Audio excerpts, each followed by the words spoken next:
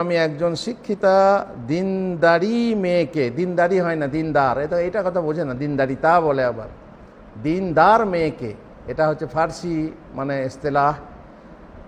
পরহেজগার পরহেজগারি, দিনদার দিনদারি, তার মানে দিনদারিটা হচ্ছে তার ওই যে কি বলে ওটাকে, দিনদার হচ্ছে মানুষ, নাউন, আর ওটা নয়।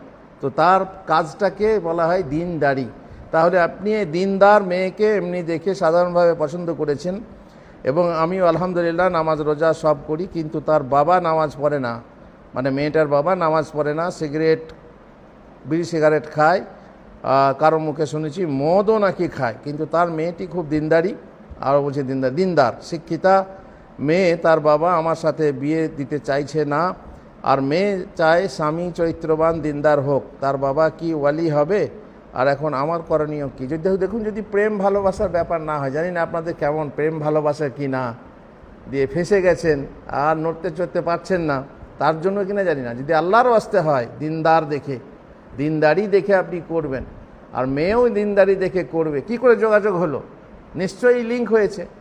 তা আমার মনে হচ্ছে প্রেম ভালোবাসার নাকি জানি না, সে যাই হোক, যা হয় আপনারা বুঝবেন।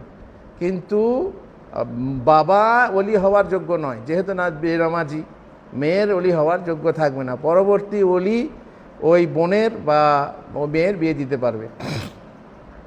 আপনিও সেই মেয়েটিকে বিয়ে করতে পারবেন। বাবা খারাপ বলে মেয়ে খারাপ হবে জরুরি না। ভালো ঘরে যদি খারাপ ছেলে হতে পারে, মেয়ে হতে পারে, তাহলে খারাপ ঘরেও ভালো ছেলে ভালো মেয়ে হতে পারে, আপনি করতে পারবেন।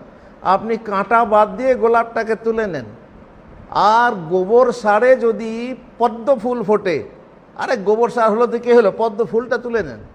এইভাবে যদি আপনি বেছে নিয়ে করতে পারেন তো আপনার চলবে। আপনি ভালো জিনিস পেয়েছেন, তুলে নেন, সে খারাপ জায়গাতেও ভালো হতে পারে। সুতরাং আপনি বিয়ে করতে পারেন, কিন্তু শুধু প্রেমে পড়ে এরকম করেন না, প্রেমে পড়ে পাপ করেন না, আর মানে সবাইকে অসন্তুষ্ট করে বিয়ে করেন না। তবে ওলি হওয়ার যোগ্য নয় এটা বলতে পারি, যেহেতু সে নামাজই পড়ে না এবং মদ পর্যন্ত খায়, তখন সে ওলি হওয়ার যোগ্য নয়। পরবর্তী ওলি তার বিয়ে দেবে, ওলি ছাড়া কিন্তু বিয়ে হবে না, অভিভাবক ছাড়া বিয়ে হবে না।